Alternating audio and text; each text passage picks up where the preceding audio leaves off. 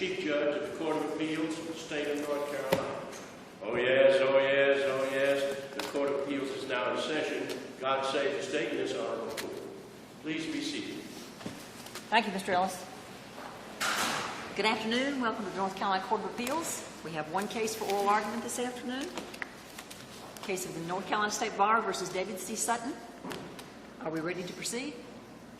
Yes, Your Honor. We'll hear from the appellant. May it please the court, I would like to reserve 5 minutes for rebuttal. Certainly, sir.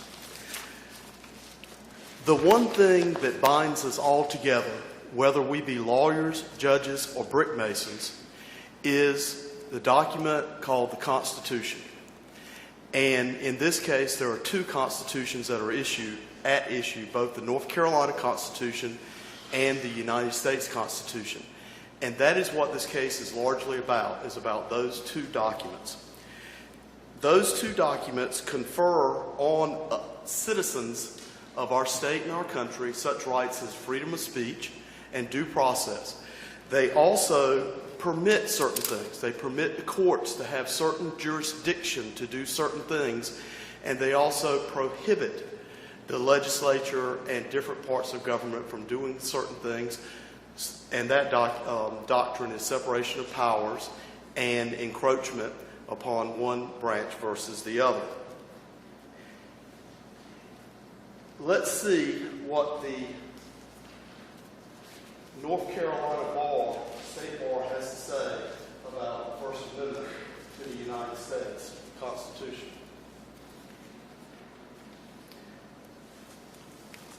I'm showing the court right now page 529 from the record on appeal, and I will point your attention to, I'm trying to zoom this in. What, if any, freedom of speech rights does the State Bar say that attorneys have outside a courtroom, and list all such authority for that position/opinion? Answer. Objection. Plaintiff objects to this interrogatory on the grounds that it is vague and ambiguous, calls for the mental impressions and legal opinions of plaintiff's counsel, impermissibly seeks to obtain work product by requiring the plaintiff to perform, and you can read the rest of it. My argument eliminates the need to go there if, in fact, my position is correct. The first thing you should do in any case, and I submit that's the first thing that we should do as well, is to determine whether or not the entity that issued this order of discipline, which is on appeal, had the authority to do what it did. So the first thing we need to do is look to see who brought this action. And that would be the North Carolina State Bar brought this action. This is also from the record. The page number would be in the part that's black, but you can't see it, but it is from the record. And I draw your attention to the point where it says the bar is self-regulating, receives no taxpayer funding. It's not in competition with other entities for legislative appropriations, and its independence fosters an independent bar where self-governed lawyers have the freedom to represent their clients effectively. So this is the bar saying that it's really not in any part of government. And I'm sorry, sir, you said that came from what location? This document? Yes, sir. It's from the record. It was something the bar published. It's attached to one of the motions. It's in the record on appeal. If that was your question, Your Honor? Yes, sir. Okay, I'm sorry. Where it's black is where the page number is, and I can get that for you later. No, sir, that's fine. I just want to make certain there's no. In the very next page as well, and I can tell you, it's around 1440 to 1450 because of the page I'm getting ready to show.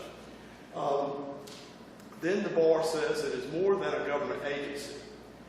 And it goes on to say how its new headquarters stands as a testament to the vital role. It will be consonant with the State Bar's tradition of dignity and independence, and will evince a commitment to the ideal that professional self-regulation is good government now and always. Now, this was attached to a motion in the record, and this was the next attachment. It was something produced by the Administrative Office of Courts, the judicial system in North Carolina. And it says it's done by the Office of Court. The reason that this is important is because it lists all the different entities which are in the judicial branch. And then it relates some that are related, and as you see, I've highlighted for you the Judicial Standards Commission. The Judicial Standards Commission has a specific reference, doesn't name it, but it says the legislature can form this entity in Article 4, Section 17 of the North Carolina Constitution, which is not so at the bar. Now we go to the next page of that same document, also for the record on appeal. You can see that it says related entities, agencies not under the judicial branch, and that is the North Carolina State Bar. So the court say that it's not in the judicial branch. What is the bar, and what does it say it has jurisdiction over? Well, the bar claims it has jurisdiction over every lawyer and every judge and every citizen that it deems to be practicing law without a license. I addressed briefly the First Amendment, but I said that my argument is that we won't have to address it if my position is correct. The bar contends in its answer brief that the Disciplinary Hearing Commission has jurisdiction to adjudicate constitutional issues. If it does not, and the appellant's position is that it does not, then our inquiry can really end right here. How the First Amendment would apply into the particular facts of it are not relevant if they couldn't do so regardless, and the appellant's position also they didn't in either event. The bar says they inherently did so. The point is we could stop right here. Let me go on to that. They say... Who would have the authority to adjudicate those issues if not the bar? I'm sorry, Your Honor? Who would have the authority to adjudicate those constitutional issues if not the state bar? Well, the North Carolina Supreme Court said in the Dumont versus State Bar case that the Gilbert case, and I believe Dumont, that the superior courts under North Carolina General Statute 7A-245 have the jurisdiction over constitutional claims to address those matters in the superior courts. And there's another case, 1997 case, Act Up Triangle versus Commission of Public Health, where the North Carolina Supreme Court went further and said that, and this is a case involving an agency that was properly constituted and allocated to the executive branch. Still, the Supreme Court said in that case that to determine the constitutionality of an administrative rule, jurisdiction lies in the superior courts. So before the state bar could act on any grievance, complaint, or other action against a lawyer, when that lawyer claimed that the lawyer's conduct was constitutionally protected, there would first have to be a case in superior court? If the lawyer asserts that, as the defendant below, which I'll refer to myself in the third person, did, the defendant below in this case sought a declaratory judgment of his rights to free speech and asked for an injunction prior to the case going forward. And if the bar is going to prosecute somebody where that defense is a defense, then yes, that would be my answer. They do. That has to happen. And what is the status of the superior court action? It was dismissed. The bar opposed it and it got dismissed. Thank you. Okay. Now, the bar says that the Disciplinary Hearing Commission is an independent court that sits as judge and jury and alone decides punishment. However, nowhere does it say what an independent court is, and I would point out that neither is that in the North Carolina Constitution. What I would like for us to do at this time is analyze what the bar's position is on itself. And in a case that's cited in both briefs by both parties is the North Carolina Dental Board versus the Federal Trade Commission. In that case, the North Carolina bar had submitted on their behalf an amicus brief. And this is the front page of it. And this actually was listed as additional authority, but the front page was actually part of the record. It doesn't have the case number here. I'd like to point out the date, May 30th, because the hearing in this matter began May 7th of the same year. So this is what the bar was telling the United States Supreme Court.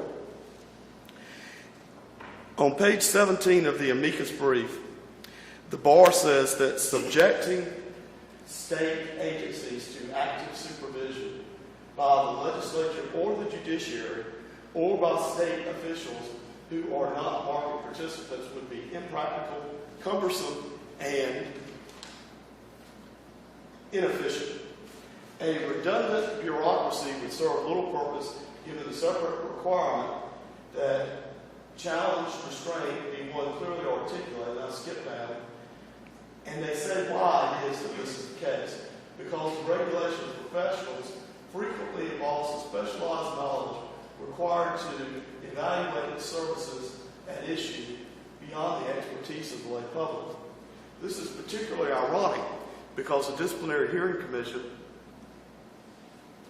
is composed of 40% of people who have no legal training, must be lay members, and each case of discipline against a lawyer by bar rule must contain one layperson. So on the one hand, the bar is saying that we need this power because we have specialized issues that lay people don't have, but they use lay people in their disciplinary process. The most relevant part, though, of the bar's amicus brief is what I'm getting to now. In part 4 of their brief, and this is what they told the United States Supreme Court 23 days after the hearing began in this case, that the Fourth Circuit decision ignores that agreed parties have adequate remedies under state law for any misconduct. So this is the bar saying to the Supreme Court, don't say that we have to have adequate supervision. There's plenty of things people can do right now. What are those things that people can do right now? On page 27, they say, in North Carolina, for example, aggrieved individuals may seek declaratory or injunctive relief or the enforcement of constitutional rights in Superior Court, which is what Justice Stevens just asked me about. The bar is saying you can do that. See Gilbert versus NC State Bar. Noting, quoting Gilbert, the Superior Court Division has original subject matter jurisdiction over constitutional claims. Then it goes on to state that many agencies are subject to contested case proceedings under the Administrative Procedures Act, Chapter 150, to resolve claims that those agencies acted improperly or in excess of their authority. Finally, you can seek a petition for writ for an agency that acts in excess. Okay. Well, the defendant in this case did practically every one of those things, and although they told the Supreme Court that those are things you can do to check the power of an agency like the bar and the DHC, they found them to be 3 aggravating factors for additional punishment. Now, they never mentioned that the case in district court and state court and the petition for writ of prohibition are all based on the First Amendment freedom of speech, but the Disciplinary Hearing Commission determined efforts that the bar was telling the Supreme Court were entirely correct and proper or the basis for punishment. Mr. Sutton, where in the order of discipline does it state that? Say what? Where in the order of discipline does it state that those were considered aggravating factors by the bar? On page 22, paragraphs 8, 9, and 10 that I highlighted. It doesn't mention that the basis was the First Amendment and freedom of speech, but it cites the case numbers and says that it shows disrespect for the self-regulation of the bar, which, by the way, is a myth. One of the additional authorities that I cited was a very good law article from the Minnesota Law Review, and it explains how we got to where we are. In the 60s, the latter 60s, I believe, the American Bar Association did a study called the Clark Commission, and they determined that the bars around the country really weren't doing a good job of disciplining them. And one of the criticisms was that the courts were not stepping up to the plate, so to speak, regarding their inherent role to regulate the legal profession. And the article, I don't believe, researched every case, every state, because they said it's a myth that there's self-regulation by the bar, because now in every state, lawyer discipline is controlled by the Supreme Court of that state. Apparently, they thought that was the case in every state. It is not the case here. So, Let me make sure I understand your argument with respect to what the state bar did in your case and the position that it took in dental board. You I believe, are arguing that State Board took a position in Dental Board that is inconsistent with what it did in your case? Absolutely. And what is the consequence of that? The consequence is because the State Bar successfully opposed my efforts to do what they said you could do to the Supreme Court, is that the defendant, myself's law license was taken for nigh 18 months without an adjudication of those rights. And it's difficult to understand why they opposed it, other courts doing it, and refused to do it themselves. That part I'll leave for the court to determine. But Mr. Sutton, don't you argue at one point in your brief that the bar lacks jurisdiction to consider constitutional issues? I do. So couldn't one argue you're trying to have your cake and eat it too? Either they do have jurisdiction or they don't. No, I'll be quite frank with you. This was and didn't all hit at one time. It's something that you research and you realize as you're going along. Motions were filed to ask them to hear the First Amendment. They refused to do it. And when they refused to do it several times, then some additional research was done, and the conclusion was reached that maybe they're not doing it because they can't do it. Been nice if they would have said that. Like, oftentimes an administrative law judge will say, if you raise a constitutional issue, look, I can't hear that. You're going to need to raise that on judicial review. But you don't have that opportunity when it's the bar because the Administrative Procedures Act doesn't apply. Does that answer your question, Your Honor? Well, at one point in your brief, you argue they lack the jurisdiction to consider constitutional arguments, but in another part of your brief, you take them to task for failing to make specific conclusions of law on those same constitutional arguments. And it just seems to me those 2 points are a little bit inconsistent. Well, the bar is saying they do have authority and that they ruled inherently. So I don't know how the court's going to come down on it, so I didn't think I could ignore the issue. So I simply say, had they ruled and had they the authority, then they have the mandate to do findings of fact and conclusions of law, which they also didn't do. So I'm not conceding for the moment that they had it. I won't mislead the court into saying that that was a position known from day one. It was a position that evolved.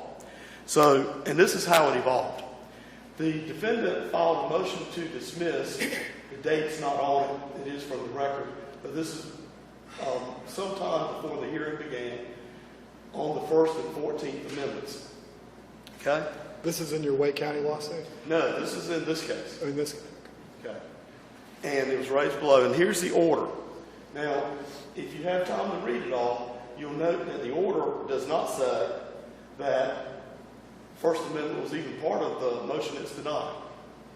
There's nowhere in it just says denied. You have to go back and look at the date on the motion to see if the First Amendment was raised. So when the bar filed a Second Amendment complaint, the defendant below filed another motion to dismiss based on freedom of speech and due process. And once again, it was denied without a hearing, I might add, and without mentioning that the First Amendment was part of what was being decided. But, sir, that's not required. Excuse me? Is that required, sir? If they are going to rule on the First Amendment and expect us to know they did it, I would say that they need to indicate whether they're ruling on it or not. What I'm saying is the bar says they inherently did. They never say we're ruling one way or the other on the First Amendment anywhere. They barely mention it. Now, another First Amendment argument was made on May the 5th, and they asked for the the disciplinary hearing counsel asked for, if you can see that footnote, they asked both parties to brief them on the First Amendment at closing argument for the end of phase one. And yet, even though if you search it on your computer, you'll see First Amendment comes up about 60 times in free speech, but not once does it come up in the order. Now, after the federal court dismissed the attempted stay and declaration of rights, and when it did so, it issued a ruling. And after that ruling came out, the defendant filed this motion, a motion to compel them to rule on freedom of speech. And in it, this is a page from the federal decision, it says that the panel still has the opportunity to rule on the First Amendment because it's not concluded. So at that point, another motion was made, which again was denied. Now, I want to show quickly, this is the first brief filed April the 3rd of 2013. Here is a signature that in no ways indicates that it is an electronic stamp or copy or what have you. They did an amended complaint a few days later, which contained a minor correction. They changed something from an Inc. to an LLC. It was perfectly permissible for them to do that. But then they did something they're not permitted to do. In their second amended complaint, they added 5 new claims, 7, 8, 9, 10, and 11, which were new facts, didn't have anything to do with 1 through 6. You can see the date on here is December the 4th. The bar rules only allow them to file complaints, not amendments, unless the amendments arise out of the same facts in an earlier complaint.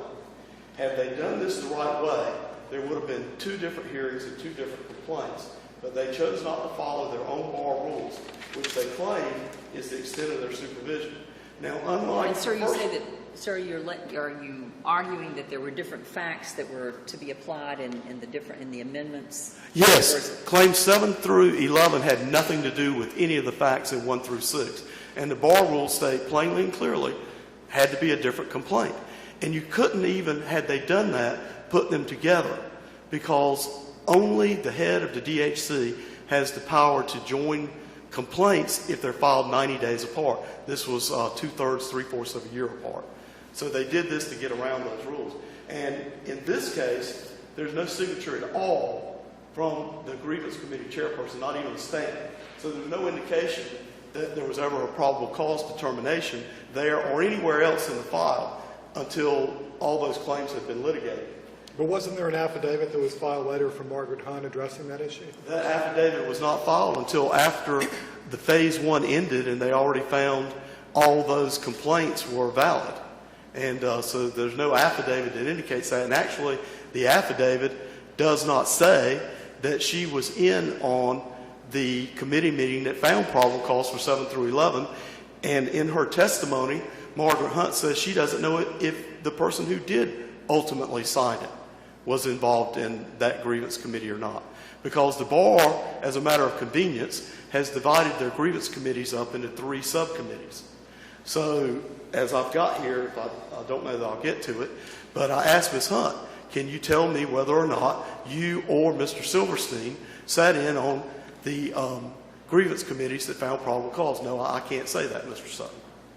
So, after those were done and that affidavit you mentioned was given and it was determined that the complaints weren't signed, the bar they argued they didn't need to be signed, and the DHC agreed, and they denied my motion based on jurisdiction.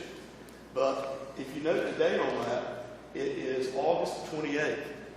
About 21 days later, the bar walked in the courtroom with new complaints where you can see you have 2 date stamps on it over 500 days apart. And the former grievance chairperson signed a nunc pro tunc, which is something that heretofore I thought only judges could do. I didn't know lawyers could backdate complaints, but apparently the bar can. So that's the first complaint. The amended complaint is done likewise, but the second amended complaint, which has the 2 date stamps on it, December the 4th, 2013, and September the 18th, 2014, or 13 for the first one. Now you have Margaret Hunt, who was not the grievance chair on December 4th anymore, Mr. Silverstein, who also nunc pro tunc it, but we don't know who, if anyone, actually heard probable cause for claims 7 through 11.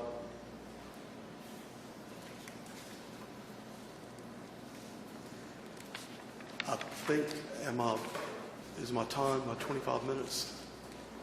Sir, at 1:30, you will have 5 minutes left. Oh, at 1:30 I'll have 5 Yes. minutes left. Okay, thank you very So much. you've got about 6 minutes left. Okay, now, to go back to the order I would like to draw your attention to paragraph number 1, additional findings. The DHC says they have subject matter jurisdiction, but they don't mention any of this. Not one finding is made about the signing, the lack of signing, the having them brought back up. I mean, how do they even get in the file with 2 different file stamps? Motion after motion was made, citing the bar rules, stating that these various different complaints, the way they were filed, the way they were amended, they violate their own rules. The bar claims at some point that it has some supervision because the Supreme Court can reject their proposed bar rules. But what authority is that if the bar can reject it? The bar says it doesn't need to follow the specific rule on amending complaints because there's a general rule in the Rule of Civil Procedure that allows individual citizens to liberally amend complaints. Well, the law is clear that where a specific rule is enacted, that's what applies over the general. But the bar says no. They get to pick and choose. And because they get to pick and choose, amendments, they say, don't have to be signed by the grievance committee. So 7, 8, 9, 10, and 11 claims, which they deem to be just an amendment, which they don't have the power to do, don't need to be signed. So the only check that a lawyer or judge or anyone else charged with discipline has that the probable cause committee found probable cause, simply not there. Now, this court ruled in Braswell that the DHC does not obtain jurisdiction until probable cause is determined by the committee and a complaint, formal complaint is filed. Well, the defendant below subpoenaed the records of the probable cause committee to see if in fact they met, had a quorum, what they determined. Those subpoenas were all quashed. So without the signature, and even now with the signature, that doesn't say that he sat in on any committee meeting. There's absolutely no way to know it. Due to time, I'm not going to go through it, but Margaret Hunt testified under oath that she didn't sign the complaints in this case and never signed one during the entire time that she was the committee chairperson of the grievance committee. And that she gave her authority to sign the complaints to the prosecutor, Mary Winstead, in this case. That's the equivalent of having a grand jury foreperson in a proceeding give their authority to sign the indictment to the district attorney. It's the only check that a lawyer has that somebody's looked at it before the bar does it. Your Honor, the last thing I want to get into is... Mr. Sutton, if you want to have about three minutes or so, you might want to stop, sir. Excuse me? If you want to have 3 minutes in rebuttal, sir, you might want to stop. I'll stop now. Thank you. Thank you. Hear from the appellate, sorry.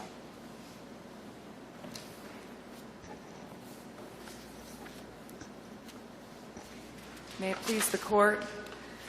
My name is Carmen Bannon. I'm here today with my co-counsel David Johnson on behalf of the North Carolina State Bar. I appreciate the opportunity to talk with you all about this case because it raises fundamental questions about who we are as a profession and about the privileges and obligations that are inherent in being members of the bar. The issues in this case are best understood by keeping in mind that lawyers are not legal mercenaries for their clients. They are officers of the court first and foremost. And in that capacity, they're integral actors in one of the central government functions, which is administering justice. Just by way of forecast, my intent is to address the appellant's First Amendment arguments and some of the arguments that have been framed as matters of due process, but really my primary purpose here today is to answer any questions that the court may have about this case. Well, Ms. Bannon, let me make certain that I understand what is going on here. It seems to me that Mr. Sutton's position is that all of the incidents on which the State Bar based its decision to punish him, to use the term that's used throughout the briefs, for misconduct is protected for speech, free speech, First Amendment rights. So if that is this case, I'd like to hear the State Bar's response to that. Yes, Your Honor. That's exactly where I wanted to start. First of all, some of the conduct for which the appellant was disciplined is not protected speech at all. For example, false statements. There were several rule violations where Mr. Sutton was found to have engaged in misrepresentation or made false statements. There is no First Amendment protection for false statements. Similarly, in several cases in both the Fourth Circuit and in this court, we have the proposition that harassment is not speech. Mr. Sutton was found to, on multiple occasions, have violated Rule 4.4a, which prohibits lawyers from using means that have no substantial purpose other than to embarrass or burden a third party. The State Bar submits that Rule 4.4 is essentially the legal profession's anti-harassment rule. That's the purpose of that rule. So we would take the position that much of Mr. Sutton's conduct is not protected at all because it is harassment. I would point you also to the U.S. Supreme Court's language, which was cited in Czaplinski, which is in the brief, that resorts to epithets or personal abuse is not in any proper sense communication of information or opinion safeguarded by the Constitution. So for a number of the instances that are at issue here, the State Bar contends that there is no First Amendment protection because it falls into one of those two categories. However, in the remaining instances where there may arguably be protected speech involved, that's not the end of the inquiry. The inquiry then becomes what kind of constitutional scrutiny needs to be applied here and what are the government interests and are these rules appropriately tailored to address them. So, well, and in that regard, is that a decision that the State Bar makes, or do you have to wait for a superior court to rule before you can proceed? well, the Disciplinary Hearing Commission made its determination in this case, as evidenced by one of the conclusions of law, that neither the prosecution nor the adjudication of these rule violations violated Mr. Sutton's constitutional rights. So it made that determination. And where specifically in the record can you point to that?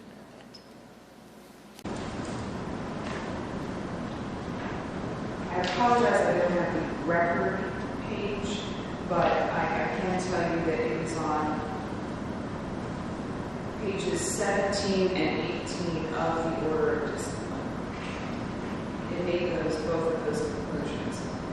I would note that because Mr. Sutton raised the free speech issue as a defense, it was his burden to come forward and persuade the Disciplinary Hearing Commission that any of the rules as applied to him were unconstitutional. And the Hearing Commission wasn't required to articulate in detail the ways in which he failed to meet his burden. It simply was required to reach a dispositive conclusion and then move on to the primary issues between the parties.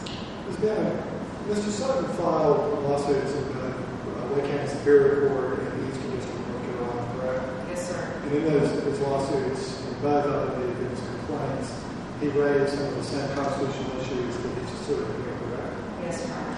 Now, I've read the Judge Booth's opinion in the Eastern District case. I did not see in the record the order from the Lake County case. Is it in there and I just missed it? Honestly, I'm unaware. If it is in the record, it would have been introduced by Mr. Sutton. State Bar did not offer that litigation into evidence. Okay. Was it, well, I'm just asking, was it decided under Rule 12.6? That is my recollection. Yes, sir. It may have been 12.1 also. But again, I was involved primarily in this case and the ancillary litigation is handled by other attorneys. And my understanding from the records and the briefs is that the Lake County Superior Court's order became a final judgment because the appeal was never perfected. Yes, sir, that is correct. So why is the State Bar not arguing collateral estoppel on some of these constitutional issues? We'd be happy to. Well, frankly, I think that it's not necessary. I think it is entirely possible to address the substance of these issues. It may be that the Mr. Sutton's collateral was stopped from raising them, but the rate was raised on the way it was briefed. We're perfectly satisfied to meet the substance of the First Amendment arguments here. But I'm asking, if a court of competent jurisdiction has rendered a final judgment dismissing some of these same claims, I don't think we're really able to address them, whether we'd like to or you'd like us to. Is there any reason collateral estoppel wouldn't apply?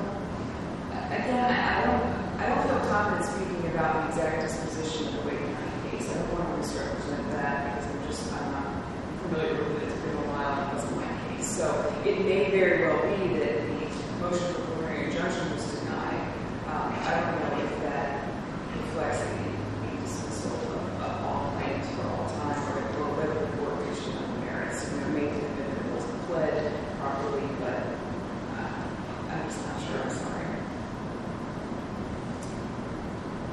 Well, that's one more thing. In response to Mr. Sutton's argument regarding in the disciplinary section of the order of discipline, it does reference the fact that these lawsuits were filed. What's your response to his argument that the listing of the fact that the lawsuits were filed by him in this context suggests that the bar was penalizing him for exercising his First Amendment rights to petition courts? Well, first I would point out that the document that Mr. Sutton offered in which the state bar indicated that there are these alternate mechanisms for review, that was the amicus brief of the state bar. The findings in the order are the findings of the disciplinary hearing commission, so they're not actually inconsistent in any ways between a single actor. But in addition, Mr. Sutton's ancillary litigation, all of them amounted to collateral attacks on the DHC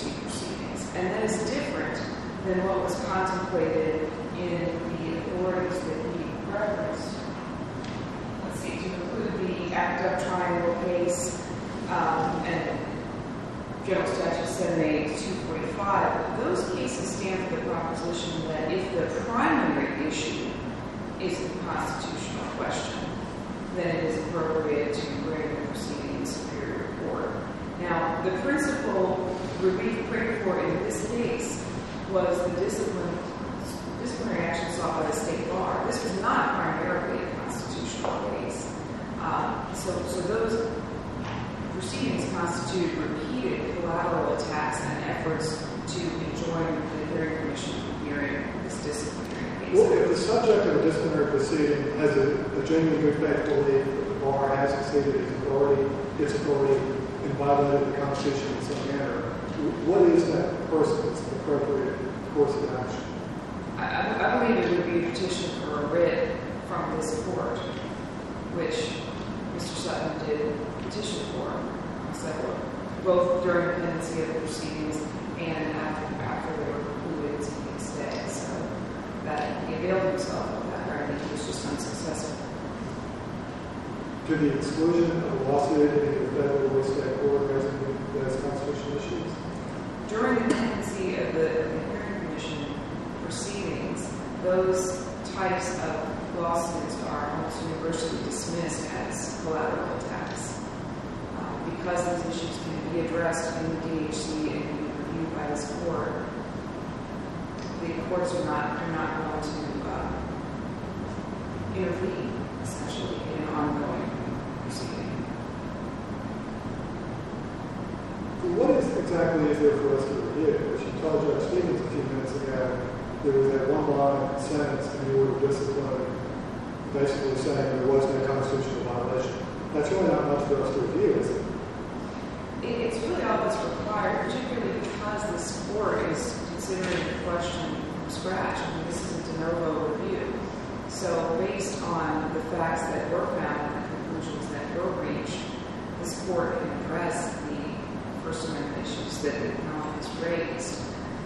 If the required conclusions of law and order are just those conclusions that are dispositive as to the issues between the parties, there is no requirement that the trial tribunal recite in detail the reasoning that it may have applied in concluding that the defendant has not persuaded them of his defense. So we apply the full record test to determine whether the DHC's findings are supported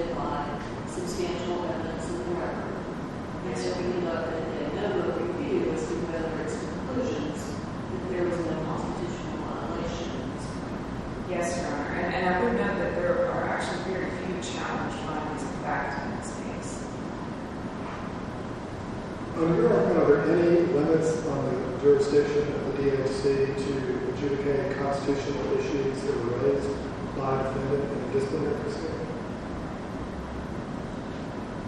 Not that I'm aware of, no. I believe that if the challenges are, as in this case, as applied challenges to what is happening to that defendant in that proceeding, the DHC is able to adjudicate them, and in fact is in the best position to do so at that time, subject, of course, to review by this court.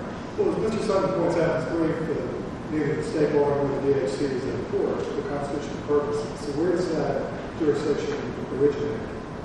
In the general statutes, the enabling statute for the Disciplinary Hearing Commission, which provides the jurisdiction for disciplinary matters. I submit that in order to adjudicate the disciplinary matters over which it has jurisdiction, it has to be able to address these questions of law that relate to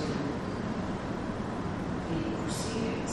As Judge Stevens asked earlier, the alternative would be to suggest that in every case where a defendant just threw out the concept of due process or free speech or something constitutional, then all of a sudden we have to stop. We have to go over to Superior Court. We have to get some sort of declaratory judgment as to this rule applied to this defendant, and then come back to the Hearing Commission. And that level of inefficiency, I submit, is surely not what the legislature intended when it created the Hearing Commission. Wouldn't the burden be on the defendant, the one making the argument, to go out and seek a court order?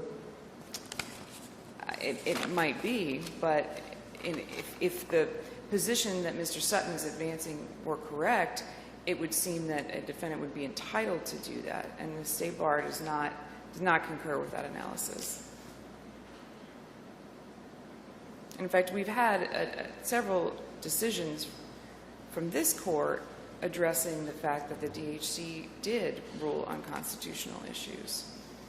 I believe Judge Stevens' opinion in the Hunter case, I know it's unpublished, but it addressed that issue. Constitutional issues, free speech issues that were determined by the DHC.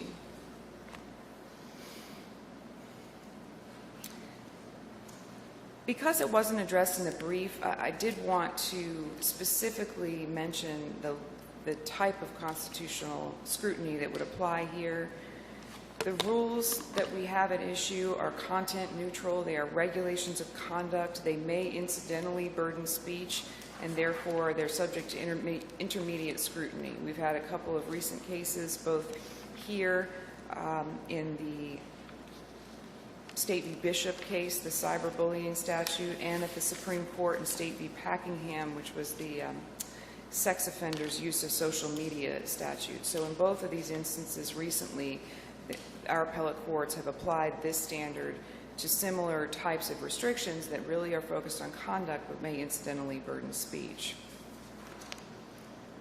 And in order to engage in that analysis, the court has to look at whether there are important government interests that are advanced by these regulations. Again, the appellant contends that the State Bar is required in every case to put on a factual evidentiary showing to establish a government interest, when in fact the Supreme Court, the United States Supreme Court, has already acknowledged that the states have important interests in the functioning of the administration of justice, promoting public respect for the rule of law, preserving the dignity of the legal profession. These have already been established, and if you look at the decisions, the courts are not questioning those fundamental interests. The real analysis comes in addressing whether they are the regulations are narrowly tailored to meet that interest. That's where the focus is. In this case, the rules that have been applied to Mr. Sutton speak directly to the harm that they seek to prevent. In other words, he was disciplined for engaging in conduct prejudicial to the administration of justice. So on their face, they cannot be much more tailored than that. I will point out, and I think this is important, that Mr. Sutton has not actually briefed or argued a facial challenge to the rules, an overbreadth challenge, or a vagueness challenge. So the only thing before this court is whether the rules of professional conduct as applied to Mr. Sutton violated his constitutional rights. And the Supreme Court in Packingham made clear that in that type of analysis, the determination is going to be strongly influenced by the facts of this case.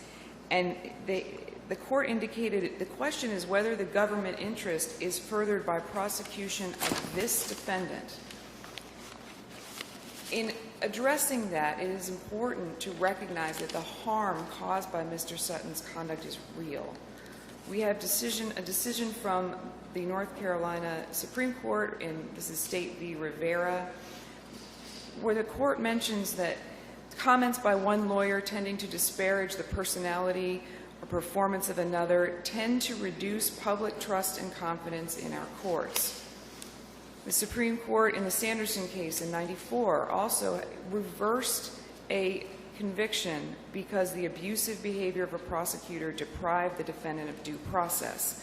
And in that case, the court talked specifically about how this type of abusive behavior actually compromises the ability of opposing counsel to do their job, to function, and also can interfere with the ability of witnesses just to present their testimony.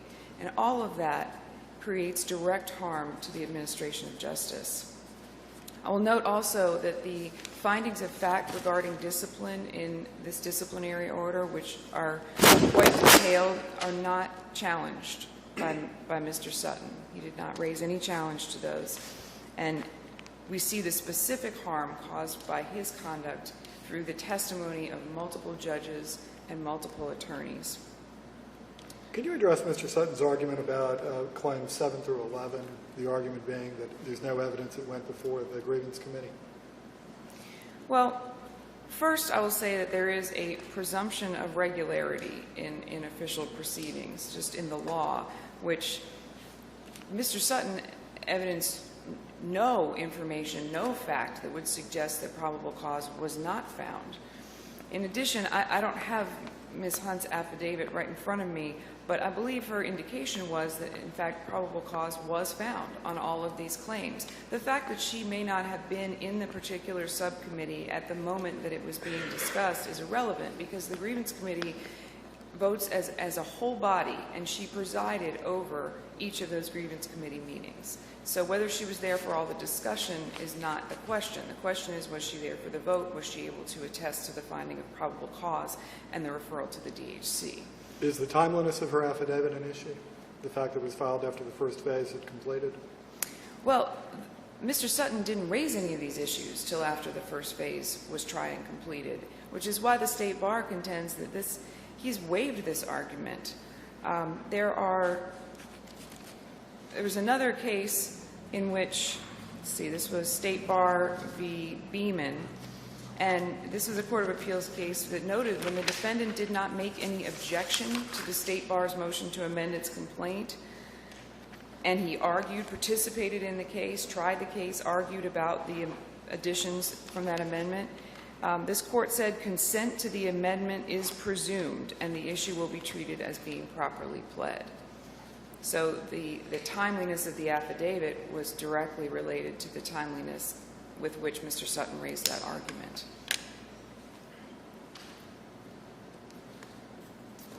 I would like to address briefly Mr. Sutton's contention that he didn't have adequate notice of certain information that was introduced in Phase 2 of these disciplinary proceedings. Mr. Sutton frames this as an issue of aggravating factors. First of all, there are no aggravating or mitigating factors denominated as such in these proceedings. There is a list of things that have historically been considered by the hearing commission in determining how much harm a lawyer has caused and how much risk of future harm a lawyer poses. And that is the list to which Mr. Sutton's argument refers. He had notice of the charges. He had the DHC complaints. Those were the charges. And the case that he offers of NRE Ruffalo is distinguishable in that that was a lawyer who was disciplined for rule violations of which he did not have notice. And that's not this case.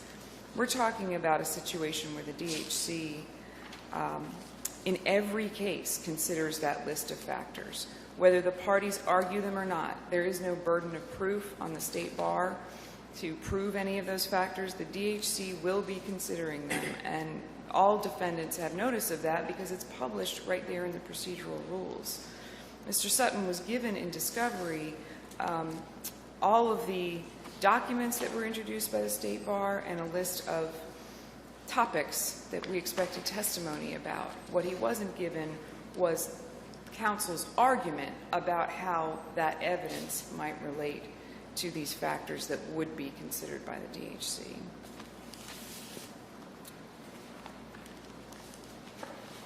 Chief Judge, how am I on time? You have about 7 minutes. Okay. A little bit further on that, then I would also point out that Mr. Sutton deposed several of the State Bar's Phase 2 witnesses, so he clearly had notice and understanding of what evidence the State Bar intended to present.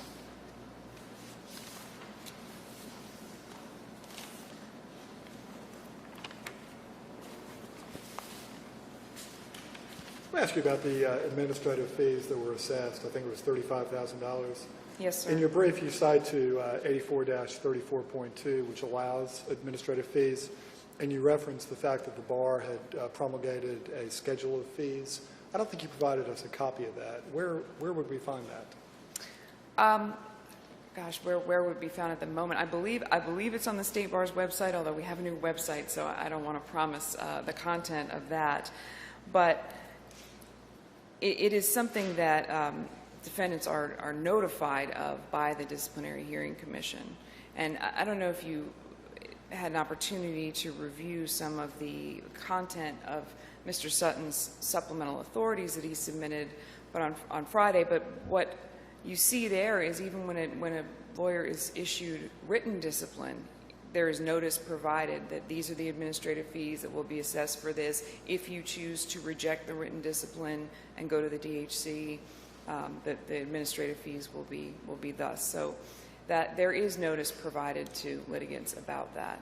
I'm just not aware where it is published right at this moment. Nothing in the State Bar statute specifies any particular process for publication. However, the lawyers who are subject to disciplinary proceedings are absolutely advised of these fees.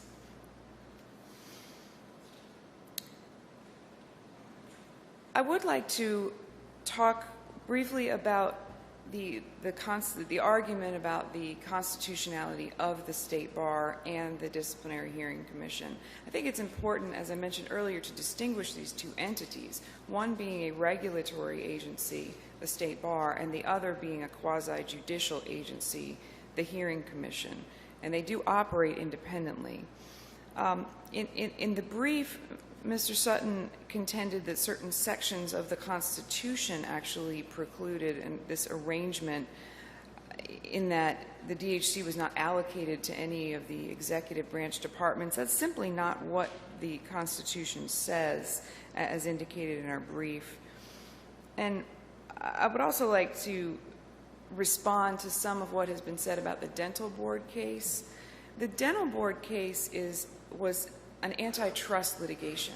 The sole issue there was whether the North Carolina Dental Board was entitled to state immunity under the Parker Doctrine when suit was brought against it for antitrust under the Sherman Act.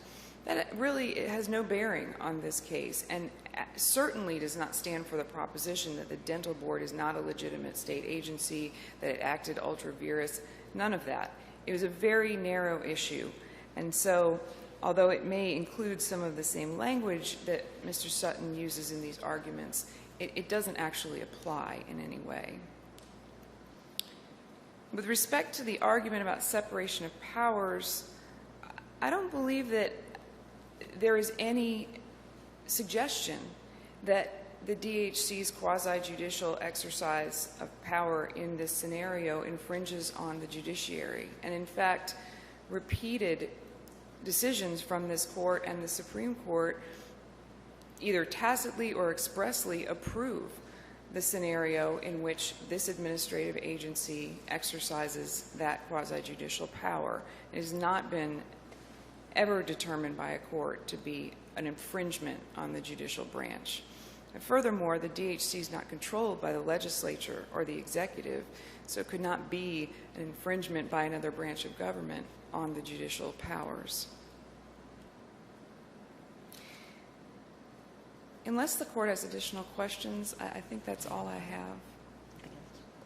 Well, thank you. The North Carolina State Bar would ask this court to affirm the DHC's order suspending the appellant's law license. Thank you. Rebuttal, sir?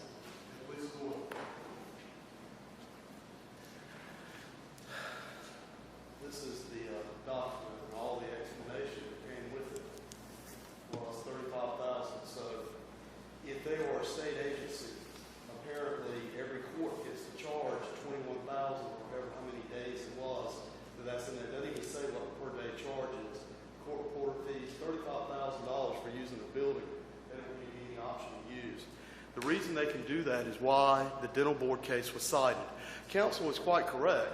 The United States Supreme Court was not litigating the constitutionality of the North Carolina Dental Board. They were litigating whether it was a state agency, a true state agency, entitled to exemption from the Sherman Antitrust Act as true state agencies are. It wasn't concerned, it's North Carolina's business, whether the dental board complies and comports with the Constitution. What I am saying is that the same rationale. Both the dental board and the bar suffer from the same malady. They have no supervision. No one can tell them. If what I listened to the bar saying a while ago is that the same thing that order says. Well, Mr. Sutton could petition to the court and Mr. Sutton could petition to Wake, but if he didn't win, that's his fault, not ours. So it's not our duty to see that he has due process. It is their duty to see that everyone who comes before it receives due process. What was the outcome of your lawsuit in Wake County? Was it a 12B6 dismissal? It was dismissed on 12B6 without reason. It just says dismissed due to 12B6, so I don't believe collateral estoppel could ever be an issue in that. And because I don't know why the court granted it. Was an appeal perfected? The appeal was not perfected, but without any factual findings, there can't be any collateral estoppel. And for all I know, he thought that it wasn't ripe for an injunction, so he said, I'm not going to pay any attention to the First Amendment right. He certainly didn't take evidence on it.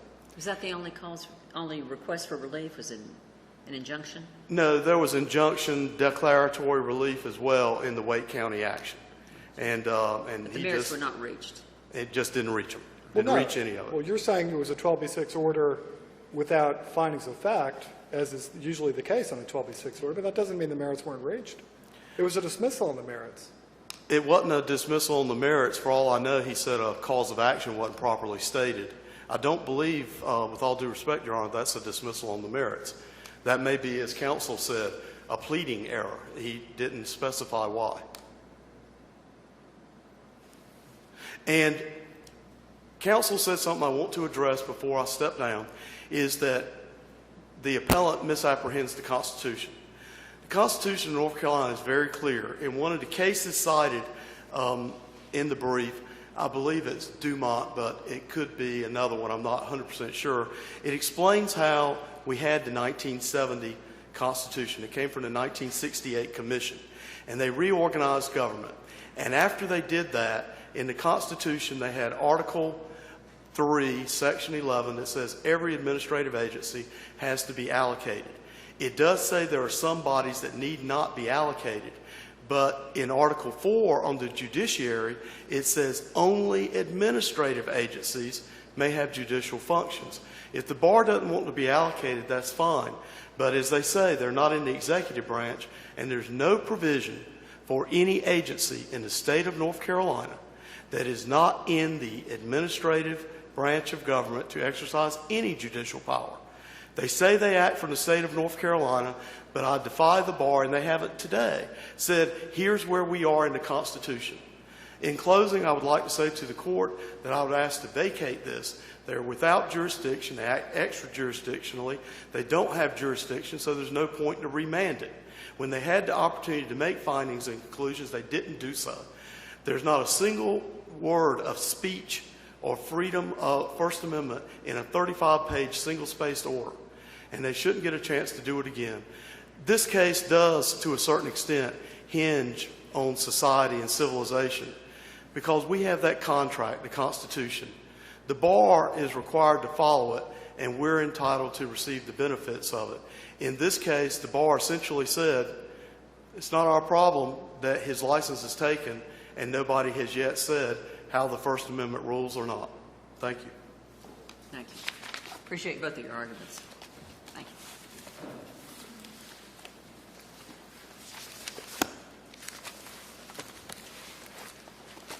All rise.